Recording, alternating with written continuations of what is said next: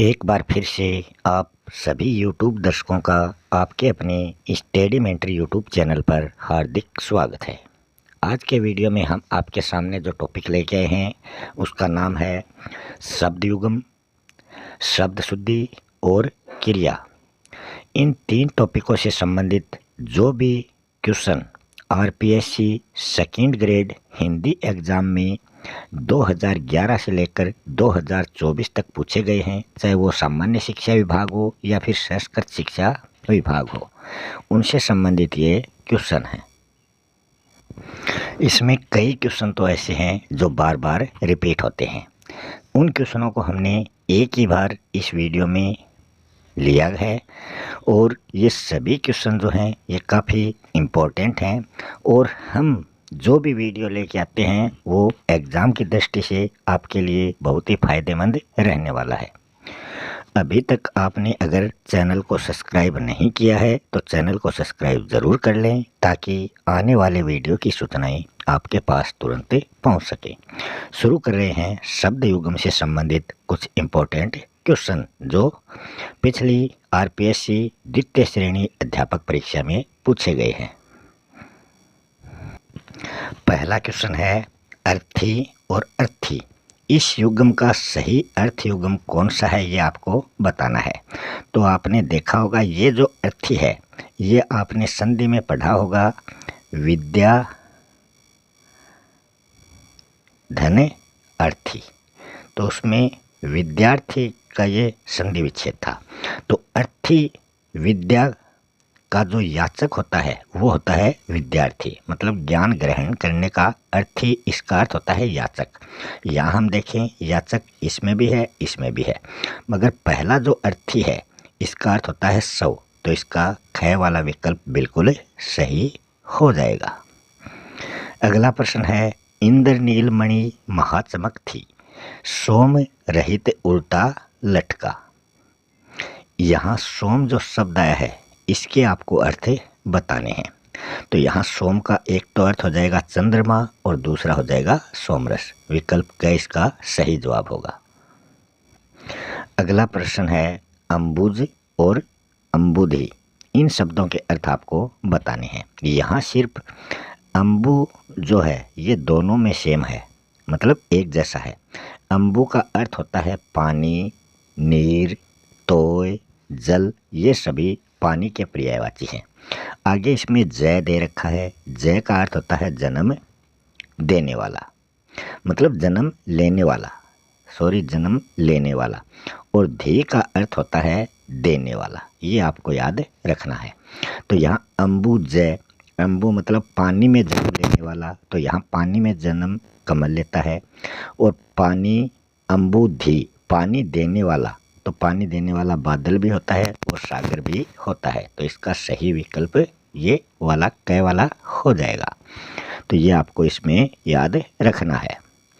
अगला प्रश्न है अंश और अंश, शब्द युग्म का सही अर्थ आपको बताना है। यहाँ आप ये दंत्य स है और ये तालव्य स है, इनको आपको याद में रखना है।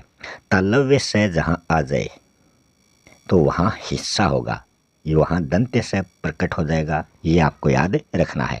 और जहाँ दंत्य स है वो वाला हो जाएगा कंधा, तो विकल्प घ इसका सही हो जाएगा।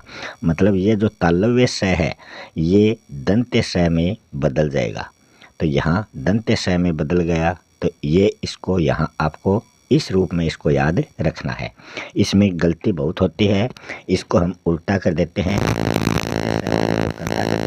दंत्य स वाले को हम हिस्सा कर देते हैं और तालव्य स वाले को हम कंधा कर देते हैं। तो ये इस प्रकार हम इसको भूलवश कर बैठते हैं, तो ये आपको याद रखना है।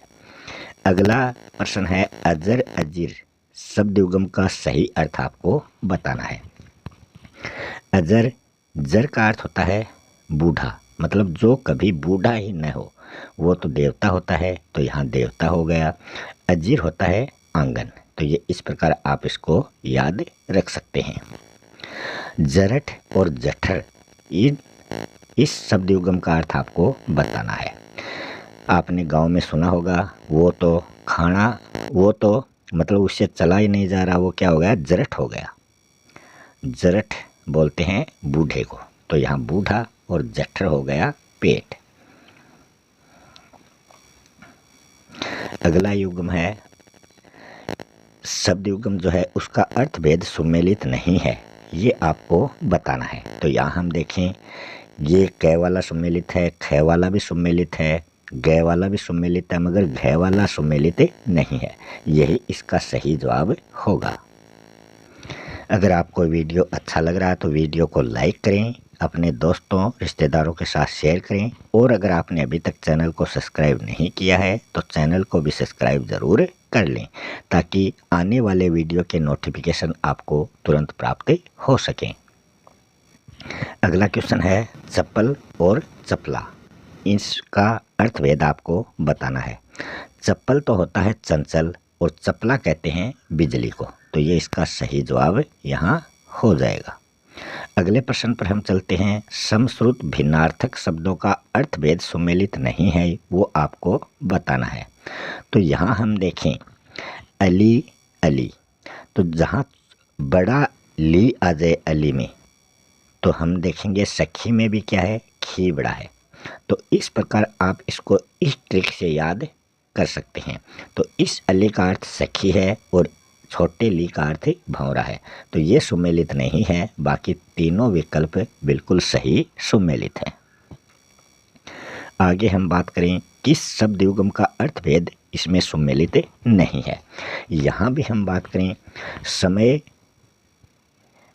अवधि अवधि दिया गया है, मतलब समय का भाग क्या होता है, छोटा होता है, और भाषा जो होती है वो क्या होती है, एक देश की राजभाषा या राष्ट्रभाषा होती है। तो इसका क्षेत्र जो है होता है वो बड़ा होता है, और समय का पहिया जो है वो यहाँ घड़ी के रूप में बताया गया है, तो ये सीमित क्षेत्र में आती है और भाषा का क्षेत्र विशाल होता है। यहाँ आप इस ट्रिक से देख सकते हो, जहाँ धी की मात्रा बड़ी आ जाए तो बड़ी भाषा का क्षेत्र विस्तृत है, तो अवधि एक भाषा हो जाएगी, और धी छोटा आ जाए मतलब इसका क्षेत्र कम है, तो ये समय सीमा को इंगित करता है। इस ट्रिक से आप इनको अच्छी तरह याद रख सकते हैं। इस ट्रिक से आप इनको कभी नहीं भूल पाएंगे। तो इसी के साथ अपने आज के ये शब्द युग्म से संबंधित जितने भी क्वेश्चन थे ये कंप्लीट हो चुके हैं। अब हम चलते हैं शब्द शुद्धि वाले टॉपिक में। शब्द शुद्धि में इस क्वेश्चन की हम बात करें, निम्नलिखित में से सही वर्तनी वाला शब्द कौन सा है। ये क्वेश्चन 3-4 बार रिपीट हो चुका है, तो इसका सही जवाब हो जाएगा शुश्रूषा। तो इसको याद रखना है, पहले छोटा फिर बड़ा, इस प्रकार से इसकी मात्रा यहाँ आएंगी, तो आप इसको याद रख सकते हैं। यहाँ भी बड़ी छोटी मात्रा है, मगर लास्ट में आप देखेंगे मूर्धन्य से इसमें आएगा। तो ये क्वेश्चन 3-4 बार रिपीट हो चुका है और वापस पूछे जाने की संभावना है। आगे है सही वर्तनी वाला शब्द, यहाँ आपको बताना है। तो सही शब्द होता है अध्यात्म। अध्यात्म सही शब्द है, और इसमें एक प्रत्यय जुड़ने पर पहला जो वर्ण है वो दीर्घ हो जाएगा, तो वो आ बन जाएगा, तो ये हो जाएगा आध्यात्मिक। तो मतलब क वाला विकल्प इसमें सही हो जाएगा। अगला प्रश्न भी है, सही वर्तनी वाला शब्द आपको बताना है। ये शब्द भी काफ़ी बार पूछा जा चुका है। इसमें हम बात करें तो ग वाला विकल्प सही है। महात्म्य मतलब इसमें तय और मैं दोनों हलंत आएंगे, दोनों हलंत इसमें भी हैं, पर इसमें महात्म्य हो गया, ये सही होता है महात्म्य। आ की मात्रा मा हा दोनों में आ की मात्रा आती है। अगले प्रश्न की हम बात करें, इसमें शुद्ध शब्द कौन सा है। तो प्रिय दर्शनी, तो प्रिय दर्शनी इस प्रकार भी शुद्ध होता है। किसी एग्जाम में ये शुद्ध माना गया था, तो ये यहाँ विकल्प में नहीं दिया गया, तो प्रिय दर्शनी जो है ये शुद्ध है। अगर आपको क्वेश्चनों के आंसर अच्छी तरह समझ में आ रहे हैं तो इस वीडियो को लाइक करें, शेयर करें और चैनल को सब्सक्राइब करना ना भूलें। इस चैनल पर आपको उचित जो पाठ्य सामग्री है वही आपको देखने को मिलेगी। यहाँ हम एनसीईआरटी की पुस्तकों से आधारित जो पाठ्य सामग्री है उन्हीं पर क्वेश्चन बनाते हैं और वो आपके सामने प्रस्तुत करते हैं। अगला क्वेश्चन है, यहाँ शुद्ध शब्द पूछे हैं तो इसमें हम बात करें उपर्युक्त, बिल्कुल सही है। निरोग में नी जो है वो दीर्घ आएगा, अनुग्रहित ही बढ़ाएगा और वांग्मय ये बिल्कुल सही विकल्प है। यहाँ चारों ही शब्द जो हैं ये बिल्कुल शुद्ध हैं, सही हैं, इनमें किसी प्रकार की मात्रा संबंधी कोई भी त्रुटि नहीं है। अगले प्रश्न में हम बात करें, इसमें अशुद्ध शब्द पूछा है तो यहाँ अशुद्ध शब्द गै वाला है, उ च श्रृंखल होगा ये,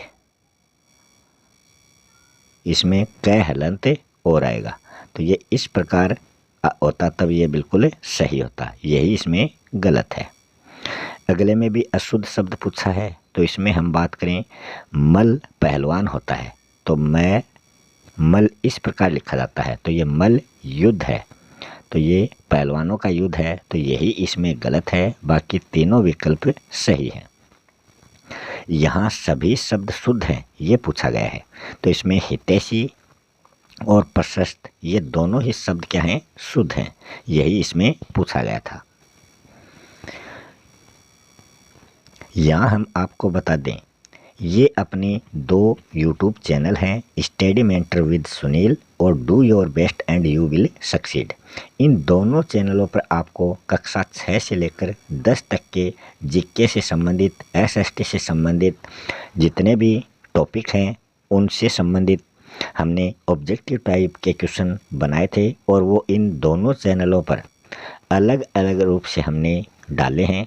आप इन चैनलों को सब्सक्राइब कर यहाँ से वो टॉपिक प्लेलिस्ट में जाकर देख सकते हैं।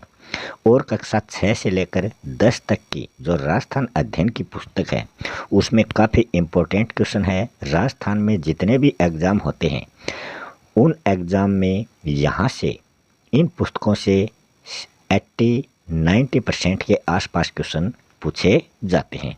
और हमारे चैनल से आप देखें कोई भी एग्ज़ाम हो जिसमें जीके से संबंधित या फिर हिंदी से संबंधित क्वेश्चन है तो 75 से 80% तक जो क्वेश्चन हैं वो इसी चैनल पर हमने जो क्वेश्चन बना रखे हैं वहीं से पूछे जाते हैं, तो आप इन चैनलों को सब्सक्राइब ज़रूर कर लें। अगले क्वेश्चन की हम बात करें, यहाँ शुद्ध शब्द पूछा है तो तंदुरुस्त जो है ये इसका सही शुद्ध शब्द है, बाकी तीनों विकल्पों में गलत शब्द दिए गए हैं। आगे भी शुद्ध शब्द युग्म पूछा है, मतलब जोड़ा है, 2 शब्द दिए गए हैं वो दोनों ही शुद्ध होने चाहिए, तो वो है उषा और वाल्मीकि। वाल्मीकि में पहला मी जो है ये दीर्घ है और की इसमें छोटा है, ये आपको याद रखना है। मी की तो ये इस प्रकार ये सही होगा। फिर हम बात करें अशुद्ध शब्द यहाँ पूछा गया है तो यहाँ विकल्प घ जो है इसका शुद्ध रूप इस प्रकार होता तो ये क्या है, गलत है, तो यहाँ इस प्रकार होता तब ये सही होता, उल्लंघन। अगले प्रश्न की हम बात करें, इसमें भी अशुद्ध शब्द पूछा है तो यहाँ हम बात करें मिष्टान। मिष्टान होता है, ये मिष्ठान नहीं होता, इस प्रकार ये शुद्ध होता है। अगले प्रश्न पर चलते हैं, यहाँ भी अशुद्ध शब्द पूछा है तो यहाँ हम देखें अतिथि, इसमें उपसर्ग है और तिथि इसमें मूल शब्द है, जिसके आने की तिथि निश्चित नहीं हो वो अतिथि होता है, तो इसमें थी की मात्रा भी छोटी होती है, ये गलत शब्द यहाँ पर दिया गया है। शब्द शुद्धि से संबंधित अंतिम क्वेश्चन है, यहाँ शुद्ध शब्द पूछे हैं तो दृष्टा और गृष्ट दोनों ही शब्द शुद्ध हैं। अब हम चलते हैं क्रिया वाले टॉपिक से संबंधित क्वेश्चनों की ओर। क्रिया से संबंधित पहला क्वेश्चन है, यहाँ कृदंत क्रिया किससे प्रभावित होती है तो ये हमेशा लिंग और वचन से प्रभावित होती है। क्रिया से संबंधित टॉपिक या व्याकरण से संबंधित जो भी टॉपिक आपको देखना हो प्लेलिस्ट में जाकर वो टॉपिक देख सकते हैं। वहाँ हमने केवल उन्हीं महत्वपूर्ण उदाहरणों को सम्मिलित किया है जो एग्ज़ाम में बार बार पूछे जाते हैं। अगला प्रश्न है नाम धातु किससे नहीं बनती? तो आपको पता है संज्ञा सर्वनाम विशेषण से नाम धातु क्रियाएं बनती हैं, जबकि क्रिया से नहीं बनती। यही इसका सही जवाब होगा। अगला प्रश्न है निम्नलिखित में से सकर्मक क्रिया कौन सी है? तो आपको पता है क्रिया से पहले हम क्या लगाएंगे तो वो सकर्मक होगी, मतलब इसमें कर्म उपस्थित होगा, कर्ता होगा, कर्म होगा और क्रिया होगी। तो ये तीनों इसमें होने चाहिए, वही सकर्मक क्रिया है। तो इसमें हम देखें तो इसमें क्रियाएं हैं ये सभी, इनसे पहले हम क्या लगाएंगे, क्या हंसेंगे, क्या सोएंगे, क्या चलेंगे, सभी में सही जवाब नहीं आ रहा, मतलब ये तीनों ही अकर्मक हैं। खाना खाने में हम कुछ भी खाते हैं तो वो कर्म हो जाता है, तो खाना जो क्रिया है ये सकर्मक क्रिया है। अकर्मक क्रिया का उदाहरण पूछा है, तो यहाँ हमने अभी देखा था कि क्या रोएंगे, तो ये अकर्मक क्रिया है। क्या पढ़ेंगे, तो पुस्तक अखबार कुछ भी हो सकता है। क्या देखेंगे, कोई भी दृश्य हो सकता है, टीवी देखेंगे, मोबाइल देखेंगे। क्या खाएंगे, कुछ भी खाएंगे, मिठाई खाएंगे, नमकीन खाएंगे, तो वो सभी कर्म हो जाते हैं। मगर क्या रोएंगे, ये इसमें कर्म नहीं है, तो ये अकर्मक क्रिया है। पूर्वकालिक क्रिया का प्रयोग इन चारों विकल्पों में किसमें किया गया है? पूर्वकालिक मतलब पहले से कार्य पूरा हो चुका और दूसरा कार्य वो करने जा रहे हैं। तो यहाँ हम देखें बालक जो है वो पढ़कर, तो पहले वाले पूर्वकालिक क्रिया में कर जुड़ जाता है, तो पहले उसने पढ़ाई की और उसके बाद में वो सो गया, तो ये पूर्वकालिक क्रिया में कर जो है ये जुड़ जाता है क्रिया के अंत में। अगर आपने अभी तक चैनल को सब्सक्राइब नहीं किया है तो चैनल को सब्सक्राइब ज़रूर कर लें और आने वाले वीडियो के नोटिफिकेशन तुरंत प्राप्त करें। अगला प्रश्न है प्रेरणार्थक क्रिया का उदाहरण इनमें से कौन सा नहीं है? कि हम किसी से कुछ कहकर कार्य करवाते हैं, मतलब उसको हम प्रेरणा देंगे और उसके बाद में वो कार्य करेगा, वो प्रेरणार्थक क्रिया होती है। तो यहाँ नहीं है, वो है खाना खाकर सो गया। इसमें पूर्वकालिक क्रिया का प्रयोग किया गया है, ये प्रेरणार्थक क्रिया नहीं है, बाकी सभी में प्रेरणार्थक क्रिया है। अकर्मक क्रिया इसमें पूछा है, वही बात है हम क्या नाचेंगे, ये अकर्मक क्रिया है, बाकी सभी सकर्मक क्रियाएं हैं। द्विकर्मक क्रिया जहाँ दो कर्म होते हैं, तो जिसमें एक कर्म सजीव होता है, एक कर्म निर्जीव होता है। इस क्रिया से संबंधित आपको जो भी जानकारी हासिल करनी है तो आप प्ले लिस्ट में जाकर क्रिया से संबंधित टॉपिक देख सकते हैं, वहाँ आपको अच्छी तरह समझाया गया है द्विकर्मक क्रिया में कौन सा सजीव कर्म होता है, कौन सा निर्जीव कर्म होता है। इसमें दो कर्म होते हैं, इसी के कारण इसका नाम द्विकर्मक क्रिया है। तो यहाँ लड़के ने अपने साथी को पुस्तक दी, तो एक कर्म पुस्तक हो गया, एक कर्म साथी हो गया। तो यहाँ दो कर्म हो गए, एक प्रधान कर्म है, दूसरा गौण कर्म है। तो यहाँ आप देख सकते हैं ये इस क्वेश्चन का सही जवाब होगा। और अधिक क्रिया से संबंधित जानकारी के लिए आप प्ले लिस्ट में ये टॉपिक देख सकते हैं। आगे क्वेश्चन पूछा है प्रेरणार्थक क्रिया नहीं है, तो लिखवाना, किसी से लिखवाया जाता है, किसी को हंसाया जाता है, किसी को जगाया जाता है, तो ये प्रेरणा देकर काम करवाए जा रहे हैं। भूलना में किसी से कोई प्रेरणा इसमें नहीं दी जाती है, हम किसी को कुछ चीज़ भुलवा नहीं सकते, तो ये इसका सही जवाब होगा। अगला क्वेश्चन है प्रेरणार्थक क्रिया के संबंध में गलत कथन आपको बताना है। तो यहाँ इन चारों विकल्पों में हम बात करें तो सभी प्रेरणार्थक क्रियाएं आक्रामक होती हैं, ये बिल्कुल गलत है। सक्रमक क्रियाएं भी प्रेरणार्थक हो सकती हैं, तो ये इसका सही जवाब होगा। आज के अपने इस वीडियो का अंतिम क्वेश्चन है आक्रामक क्रिया का प्रयोग कौन से विकल्प में हुआ है? तो हमने बताया है क्रिया से पहले हम क्या लगाएंगे। क्या काट रहा है, फसल काट रहा है, मतलब सक्रमक क्रिया। क्या गा रही है, मतलब गीत गा रही है, ये भी सक्रमक क्रिया। क्या उड़ रहे हैं, पक्षी क्या उड़ रहे हैं, इसमें कोई जवाब नहीं आ रहा, आक्रामक क्रिया। बालक क्या उड़ा रहा है, पतंग उड़ा रहा है, तो ये भी सक्रमक क्रिया है। इस प्रकार आप क्रिया से संबंधित सक्रमक आक्रामक की पहचान आसानी से कर सकते हैं। इसी के साथ अपना आज का ये टॉपिक यहीं समाप्त होता है। अगर आपने अभी तक चैनल को सब्सक्राइब नहीं किया है तो चैनल को सब्सक्राइब ज़रूर कर लें। मिलते हैं अगले वीडियो में किसी नए टॉपिक के साथ। तब तक के लिए आप सभी दर्शकों का बहुत बहुत धन्यवाद।